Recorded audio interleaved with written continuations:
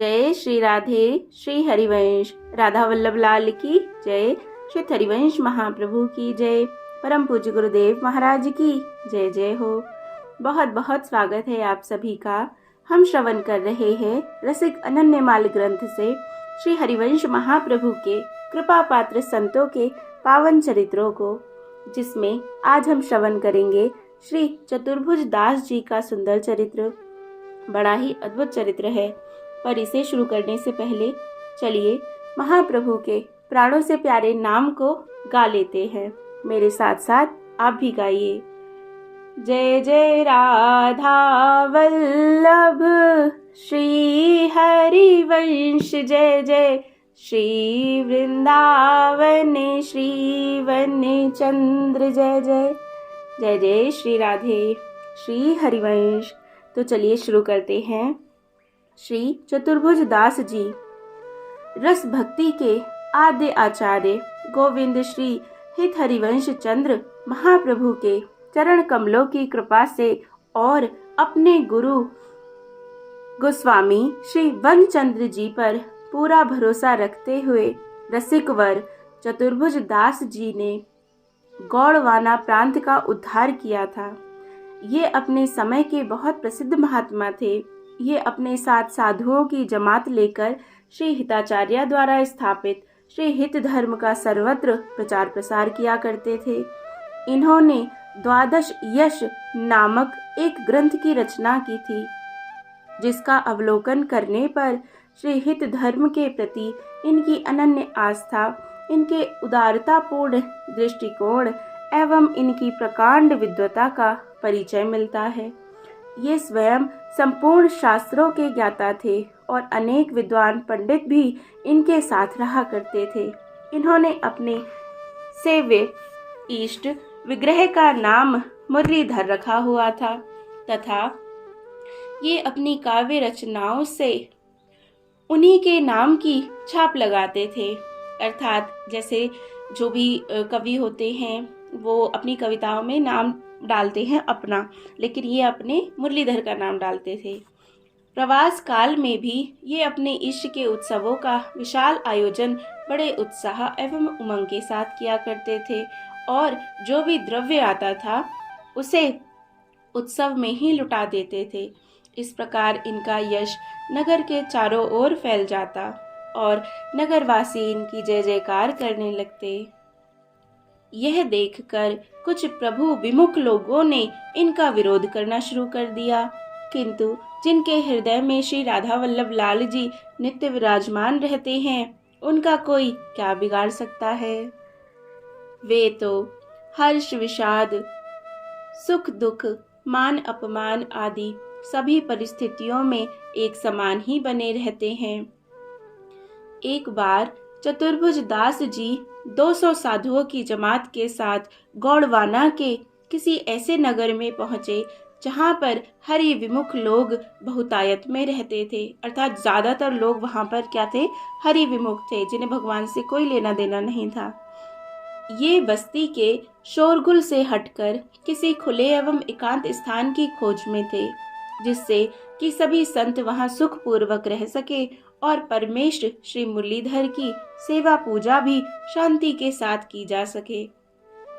इस हेतु जब इन्होंने वहां के निवासियों से पूछा, तब उन्होंने हंसकर यह कहते हुए कि महाराज, यह एक बहुत बड़ा बाग है, जिसमें छायादार पेड़, फल देने वाले वृक्ष एवं अनेक प्रकार के फूलों के पौधे लगे हुए हैं तथा जो भी साधु मंडली यहाँ आती है उसी बाग में रुकती है तथा आनंद में मग्न होकर हरि गुणों का गायन करती है।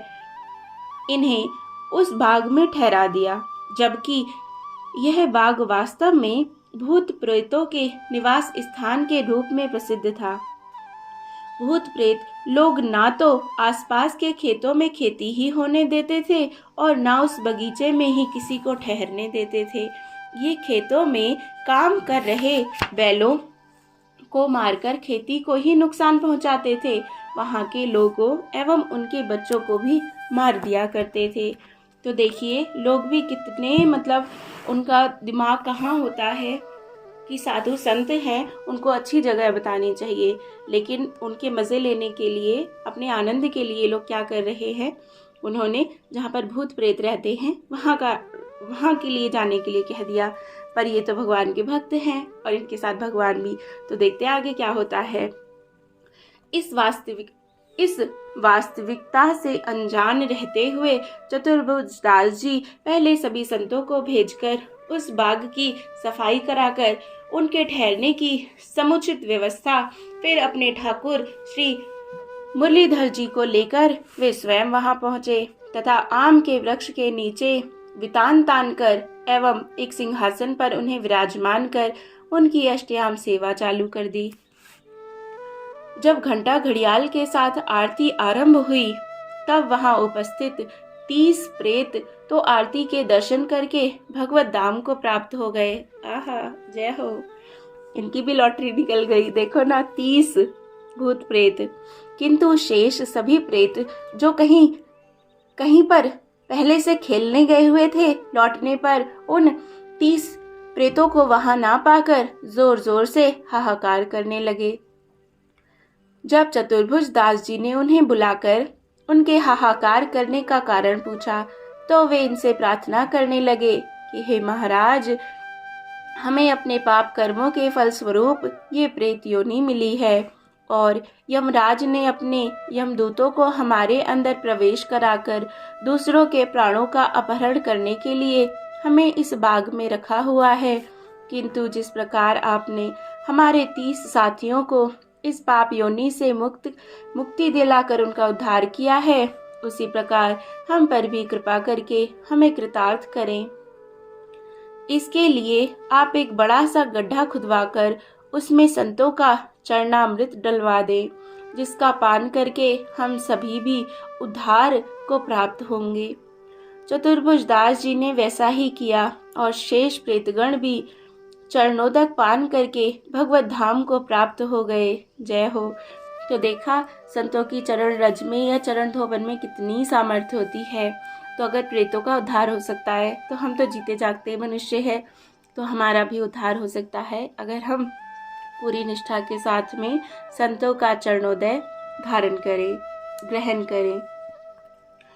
उनके भीतर छिपकर बैठे यमदूत दौड़कर यमराज के पास पहुंचे और यह सब कथा कह सुनाई।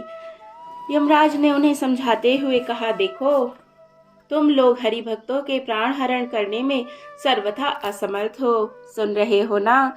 सुन रहे हैं आप सभी अच्छे से कि यमराज ने क्या कहा अपने दूतों से कि तुम जो हरि के भक्त हैं उनके प्राण नहीं ले सकते, क्योंकि श्री हरि जिन्हें अपना बना लेते हैं वे तो अजर अमर हो जाते हैं। जय हो।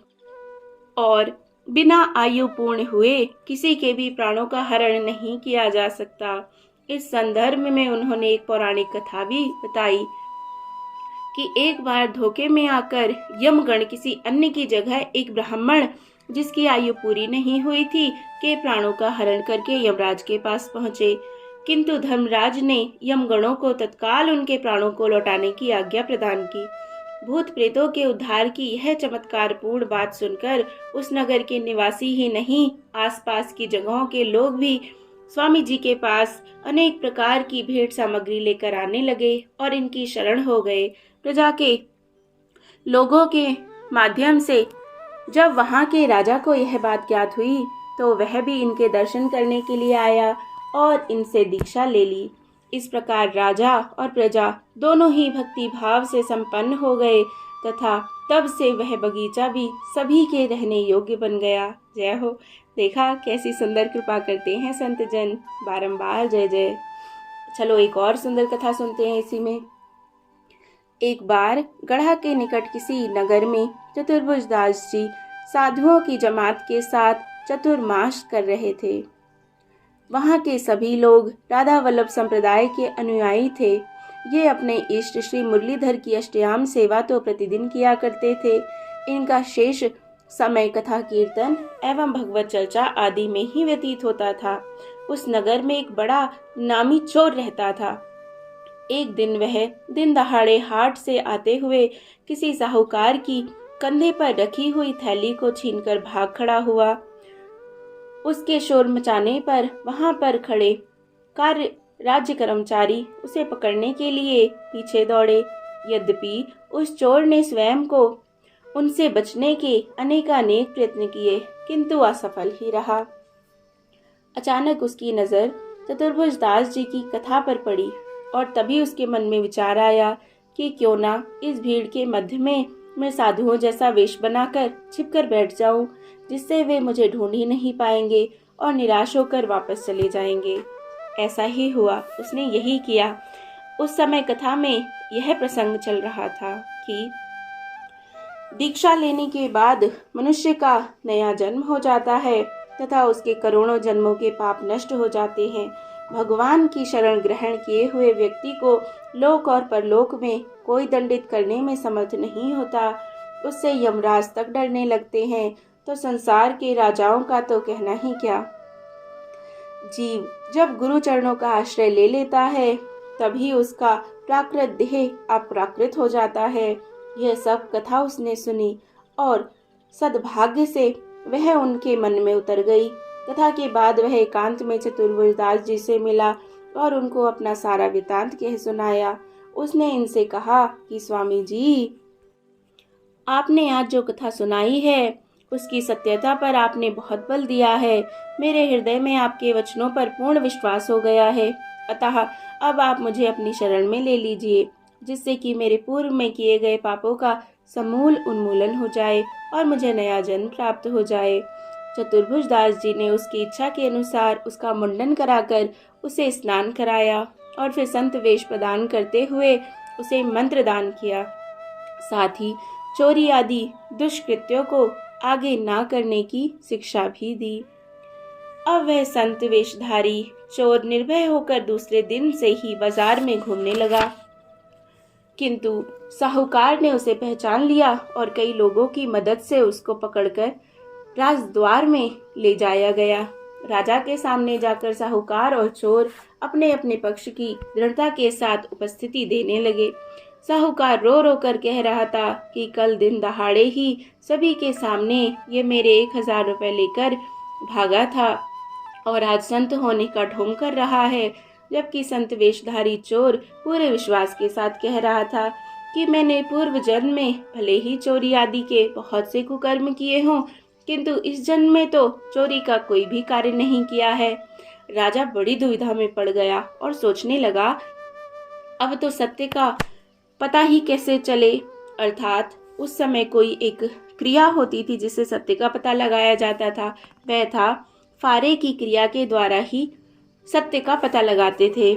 इस क्रिया में अपराधी के हाथ पर पहले तो एक सूत लपेट दिया जाता है, फिर घी में भिगोया हुआ पीपल का पत्ता उसके ऊपर चिपकाया जाता है और फिर उसके ऊपर आग में लाल किया हुआ लोहे का पिंड रखा जाता है। चोर के साथ यही किया गया। चोर ने गुरु के वचनों को स्मरण करते हुए मन में प्रार्थना की कि हे प्रभु, मेरे गुरुजी ने कहा है कि मेरा नया जन्म हुआ है, अतः मेरा हाथ नहीं जलना चाहिए। यह कहते हुए उसने फारा हाथ में ले लिया और 7 कदम चलकर उसे फेंककर वापस वहीं आ गया। इस क्रिया में पत्ता तो जल गया, किंतु चोर के हाथ में लपेटा हुआ सूत बिल्कुल नहीं जला। जब फारे की यह क्रिया साहूकार के द्वारा की गई, तब उसके हाथ में फफोला पड़ गया। यह देखकर राजा साहूकार के ऊपर बड़ा नाराज हुआ और एक संत को सताने के अपराध की सजा में उसे फांसी का आदेश दे दिया। यह सुनकर उस संत वेशधारी चोर ने कहा कि हे महाराज, आप उसे दंड मत दीजिए, क्योंकि यह सच बोल रहा है, परंतु मेरा कहना भी पूर्ण रूप से सत्य है। मेरे गुरुवर्य स्वामी श्री चतुर्भुज दास जी ने कथा में कहा था कि गुरु शरणागति के पश्चात मनुष्य के जन्म जन्मांतरों के किए गए पापों का नाश हो जाता है तथा उसे नया जन्म मिल जाता है। अतः यह जो कुछ भी कह रहा है वह सब सच कह रहा है। मैं निश्चित रूप से चोरी की, लेकिन वह मेरे पूर्व जन्म की बात है, क्योंकि अब चोर ने सब बता दिया कि कल मैंने चोरी तो की थी, लेकिन चोरी के बाद मैंने दीक्षा ले ली और दीक्षा लेने के बाद मेरा नया जन्म हो गया। तो जब नया जन्म ही हो गया तो इस जन्म में मैंने कोई चोरी नहीं की है। यह वृतांत सुनकर राजा और राजसभा में उपस्थित सभी लोग आश्चर्य में पड़ गए तथा इस घटना से प्रभावित होकर राजा और प्रजा के चारों वर्ण के लोग स्वामी चतुर्भुज दास जी के दर्शनार्थ उनके पास आए और उनसे दीक्षा लेकर श्री हित धर्म के अनन्य अनुयायी बन गए। वस्तुतः जिस प्रकार पारस के स्पर्श से लोहा सोना हो जाता है, ठीक उसी प्रकार चतुर्भुज दास जी के सत्संग से चोर का प्राकृत देह अप्राकृत बन गया। जय हो, जय हो। कितना सुंदर प्रसंग, कितना अद्भुत प्रसंग। जय हो। चलो और सुनते हैं। स्वामी चतुर्भुज दास जी के चरित्र अत्यंत अद्भुत हैं। ये बड़ी अनन्यता के साथ श्री हिताचार्य द्वारा संस्थापित श्री हित धर्म का पालन किया करते थे। शिव और शक्ति के उपासकों में इनका बड़ा परहेज था, अर्थात जो शिव और शक्ति के उपासक थे वे इनसे बड़ी घृणा सी करते थे। इनके पास जो भेंट आती थी उसके लिए पहले ये पूछ लेते थे कि ये भेंट कोई शैव या शाक्त तो नहीं है। इसी प्रकार रास्ते में यदि कोई कुआं पड़ता था तो ये पहले इस बात की जानकारी प्राप्त कर लेते थे कि ये कुआं किसने बनवाया है। अगर किसी शिव भक्त ने या माता के भक्त ने बनवाया है तो उसे प्रयोग में नहीं लाते थे। यदि वह किसी शैव या शाक्त का बनवाया होता है तो ये उसका भी पानी नहीं पीते थे। इनकी कट्टर अनन्यता से प्रभावित होकर अनेक लोगों ने अनन्यता है प्राण जिसका ऐसे श्रीहित धर्म को अपना लिया था और श्री राधा वल्लभ लाल जी के चरण कमलों के परम अनुरागी बन गए थे। एक दिन भ्रमण करते हुए ये एक नगर में पधारे। वहाँ के हरियाली युक्त सुंदर स्थान, स्वच्छ जल से भरे हुए सरोवर तथा पक्षियों के मधुर कलरव को सुनकर इनका मन वहीं ठहरने के लिए लालायित हो उठा। किंतु उस स्थान पर देवी का एक मंदिर था। देवी के पंडे ने स्वामी जी को बतलाया कि यहाँ राजा आता रहता है और देवी को भैंसों तथा बकरों की बलि चढ़ाता रहता है, अतः यह स्थान आपके ठहरने लायक नहीं है। किंतु चतुर्भुज दास जी ने देवी के मंदिर में ही डेरा डाल दिया और देवी को उठाकर किसी दूसरे स्थान पर रख दिया। पंडा बाहर खड़ा हुआ चिल्लाता रहा और देवी से ऐसे विधर्मियों को नष्ट करने की प्रार्थना करता रहा। चतुर्भुज दास जी ने देवी के स्थान में श्री मुरलीधर जी का सिंहासन विराजमान कर दिया। श्री मुरलीधर जी के तेज से डरकर कांपते हुए देवी की प्रतिमा उड़कर मंदिर के बाहर जा पड़ी तथा उसकी समस्त सामग्री भी उड़ उड़कर बाहर आने लगी।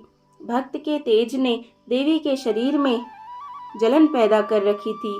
उससे बचने के लिए वह एक कन्या के सिर पर आई और पंडे से बोली, तू जाकर स्वामी जी से प्रार्थना कर कि मुझे अपना शिष्य बना ले और मुझे शांति प्रदान करे। स्वामी जी ने देवी को बुलाया और उसकी दीक्षा देकर कहा कि अब तू जीव हिंसा कभी मत करना और भक्तों से सदैव प्रेम रखना। यह सब देखकर पंडे ने भी स्वामी जी से दीक्षा ले ली। जय हो। तो देखा, इस कथा से हमें पता चलता है कि हमारे प्रभु श्री कृष्ण ही सबके प्रभु हैं, चाहे वो कोई देवी हो, देवता हो, कोई भी हो, सबके प्रभु वही है। जब देवी ने राजा को वैष्णव बनाना चाहा और जिस पलंग पर वह सो रहा था उसे उलट दे मारा, तब उस पर चढ़कर कहने लगी कि अब मैं भक्त बन गई हूँ, तू भी यदि अपना हित चाहता है तो अपने परिवार सहित जाकर चतुर्भुज दास जी से दीक्षा ले ले। यदि तैने या अन्य किसी ने आज के बाद मुझे किसी जीव की बलि दी तो मैं उसका सर्वनाश कर दूंगी। राजा ने शहर में इस बात की मनाही करा दी और उस दिन से देवी के सामने नारियल की बलि दी जाने लगी। चतुर्भुज दास जी ने अपने चरित्रों से भक्त की महिमा को प्रकाशित किया है तथा श्री युगल के श्री चरणों में विश्वास रखकर संपूर्ण साधनों की तुच्छता को प्रदर्शित किया है। जय जय श्री राधे, जय जय श्री राधे। कितना अद्भुत, कितना पावन, कितना सुंदर चरित्र। बहुत आनंद आया ना, मुझे भी बहुत आया। जय जय श्री राधे। अगर ऐसे ही सुंदर चरित्रों का श्रवण आप आगे करना चाहते हैं तो चैनल को सब्सक्राइब जरूर करें। जय जय श्री राधे। श्री हरिवंश। राधा वल्लभ लाल की सदा जय हो। चतुर्भुज दास जी की सदा जय हो। जय जय श्री राधे। उनके प्राणाराध्य मुरलीधर जी की सदा जय हो। जय जय श्री राधे श्याम।